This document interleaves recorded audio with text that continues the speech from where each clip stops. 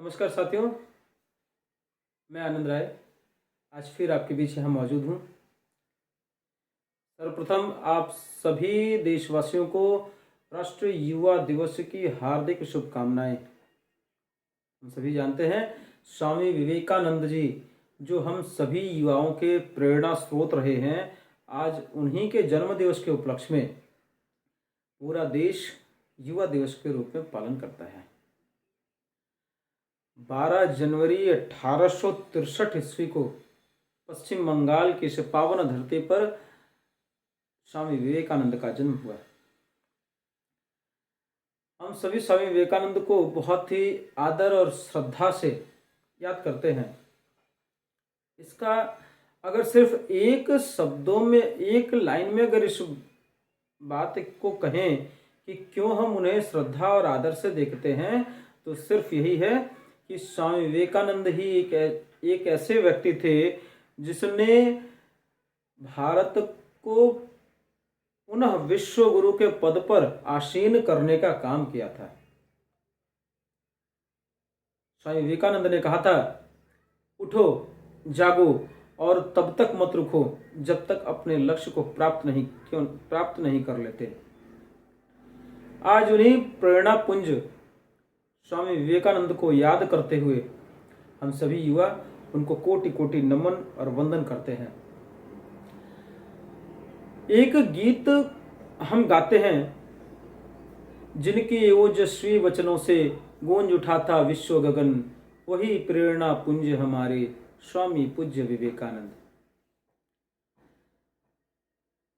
विवेकानंद का जीवन हम सभी युवाओं के लिए, या कहें समस्त मानव जाति के लिए, एक प्रेरणा पुंज के रूप में हमेशा ही कार्य करते रहा। एक कहावत कही जाती है, जिंदगी लंबी नहीं बड़ी होनी चाहिए। आपकी आयु लंबी हो या ना हो उससे कोई मतलब नहीं है।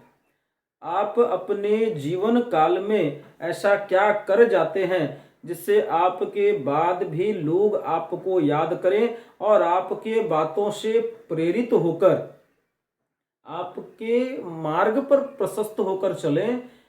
ऐसे जीवन को ही पूर्ण जीवन कहा जाता है। मात्र 39 वर्ष की आयु में विवेकानंद ने इस लोगों को त्याग कर देवलोक की तरफ उन्होंने गमन किया। परंतु मात्र 39 वर्ष की आयु में स्वामी विवेकानंद ने ऐसा काम कर दिखाया जिसके चलते वह आज भी हम सभी लोगों के लिए प्रेरणा पुंज के रूप में काम करते हैं।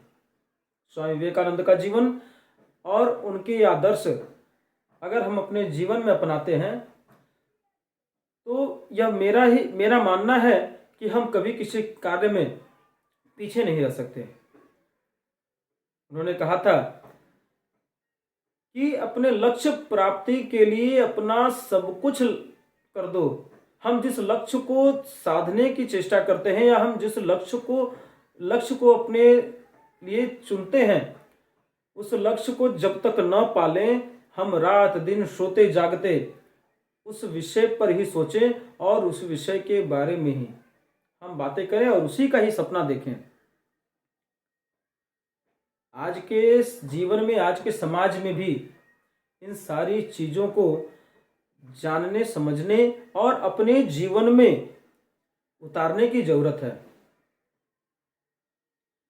हम सभी जानते हैं स्वामी विवेकानंद बचपन से ही बहुत ही मेधावी छात्र रहे हैं। उनकी बहुत सारी घटनाएं, बहुत सारी कहानियां हमने किताबों में भी पढ़ी हैं, स्कूलों में भी सुनी हैं। उसमें से कुछ बातें आज फिर से स्मरण करते हुए आपके बीच में रखना चाहता हूं। स्वामी विवेकानंद के गुरु रामकृष्ण परमहंस जब इस मृत्यु लोक का त्याग कर स्वर्ग की तरफ गमन करते हैं, उसके बाद स्वामी विवेकानंद ने जब निर्णय लिया कि गुरु के ज्ञान को पूरे विश्व में मैं प्रसारित करूंगा और पूरे विश्व को हिंदुत्व के बारे में सनातन धर्म के बारे में मैं बताऊंगा। इस प्रण को लेते हुए स्वामी विवेकानंद अपने मां से विदेश जाने की आज्ञा लेने गए। विवेकानंद ने अपनी मां से जब सारी बात कही तो मां कुछ घर का काम कर रही थी।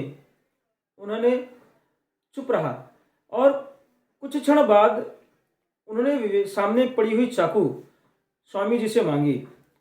स्वामी जी ने चाकू को बहुत ही सावधानी से उठाकर अपनी मां को इस तरीके से दिए कि उनकी मां बहुत प्रसन्न हुई और उनकी मां ने तुरंत ही उन्हें विदेश जाकर धर्म के प्रचार करने का उन्हें आज्ञा दे दिया। विवेकानंद को बहुत ही आश्चर्य हुआ कि मैं काफी देर से पूछ रहा था, मां चुप थी, अचानक ऐसा क्या हुआ कि मां प्रसन्न होकर मुझे जाने की अनुमति दे दी। विवेकानंद ने जिज्ञासावश इस प्रश्न को पूछा। माता ने कहा कि जिस तरीके से तुमने चाकू की धार को अपनी तरफ रखकर उसके हत्थे को मुझे पकड़ाया कि मुझे कोई चोट न लगे, इससे यह सिद्ध होता है कि तुम अपने ऊपर सारी कठिनाइयों को लेकर, मुसीबतों को लेकर पूरे विश्व जगत को उस मुसीबत से दूर करने का मार्ग प्रशस्त कर सकते हो। उसके बाद हम सभी जानते हैं कि स्वामी विवेकानंद विदेश यात्रा में निकले। 1893 ईस्वी अमेरिका के शिकागो शहर में विश्व धर्म सम्मेलन का आगाज होता है। स्वामी विवेकानंद भी अपने धर्म के प्रचार के लिए वहां पहुंचते हैं। हर धर्म के बड़े बड़े विद्वान, बड़े बड़े लोग वहां मौजूद थे। सभी के लिए एक समय सुनिश्चित था, सभी के लिए उनका जगह था। स्वामी विवेकानंद चूंकि भारत से गए थे और भारत को उस समय जो विदेशी थे वो सांप और सपेरों का देश मानते थे। उन्हें लगता था कि भारत में ऐसा कुछ भी नहीं जिसके लिए भारत को समय दिया जाए और उसे आगे रखा जाए। स्वामी विवेकानंद को अंतिम में स्थान दिया गया और मात्र 2 मिनट का समय उन्हें दिया गया। स्वामी विवेकानंद जब बोलने के लिए उठते हैं तो पहला ही लाइन उनका था, my dears brothers and sisters of America. सिर्फ इतना सुनते ही पूरे हॉल में बैठे लोगों द्वारा इतनी ज्यादा तालियां बजाई गई कि स्वामी विवेकानंद का निर्धारित किया हुआ समय उनकी तालियों में ही चला गया।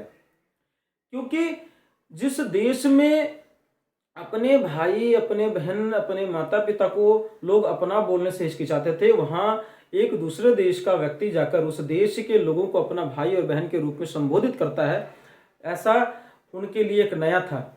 और सभी लोगों के आग्रह और सभी लोगों के विचार से स्वामी जी को फिर उनका समय बढ़ाया गया और स्वामी जी ने जब अपने धर्म की व्याख्या उस मंच से की, उसके बाद पूरे विश्व ने भारत और सनातन धर्म के सामने नतमस्तक होना ही निश्चित किया और पूरे विश्व में भारत विश्व गुरु के पद पर अपनी संस्कृति, अपने धार्मिक धरोहर को लेकर आसीन हुआ। इसी कड़ी में स्वामी जी अमेरिका में एक बार टहल रहे थे। एक छोटी सी घटना याद आती है और वे टहलते टहलते एक तालाब के किनारे से जा रहे थे। कुछ बच्चे तालाब के किनारे तीरंदाजी की प्रतियोगिता कर रहे थे। एक निशाने को वो भेदने की चेष्टा कर रहे थे पर बार बार वो निशाना भेद नहीं पा रहे थे। स्वामी जी कुछ देर वहां खड़े होकर देखे। उसके बाद उन्होंने उन बच्चों से कहा कि क्या मैं एक बार कोशिश कर सकता हूं। बच्चों ने देखा गेरुआ वस्त्र धारण किया हुआ एक योगी ये किस तरीके से निशाना भेद सकता है, पर उन्होंने मजाक करते हुए ही स्वामी जी को धनुष बाण दिया। स्वामी जी ने पहले ही निशाने को भेद दिया। सारे बच्चों को आश्चर्य हुआ, परंतु उनके मन में ये था कि शायद एक बार अचानक कभी हो सकता है। जैसे कहावत है कि अंधे के हाथ बटेर लग जाता है, तो उनको ऐसा ही लगा।